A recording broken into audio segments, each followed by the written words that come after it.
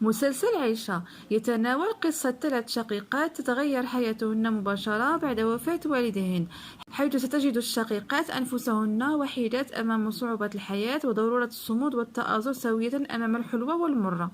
وتلعب دور البطولة في العمل الفنانة فاطمة الزهراء بن ناصر التي تتقمص شخصية الأخت الكبرى عائشة، حيث تتميز هذه الأخيرة بالرصانة والحكمة، تحمل مسؤولية أخواتها وتلعب دور الأم التي تهتم بكافة التفاصيل، وفي الآن نفسه أخت كبرى تجدها شقيقتها في كافة المواقف الصعبة التي يتعرضن لها بشكل يومي في قالب درامي مليء بالأحداث المشوقة.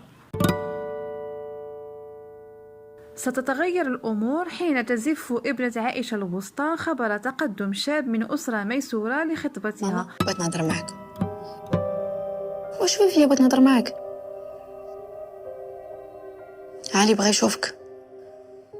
علاش انت مازال كدوي؟ وأمام إصرارهم على الظهور بشكل لائق أمام عائلة الخطيب تتضاعف المصاريف ويصبح الحمل أكبر على عائشة، خاصة أن والدتها للا زهيرة ستصر على إتمام الزواج وفقا للتقاليد الأصيلة، وستدعو عائلتها القريبة والبعيدة.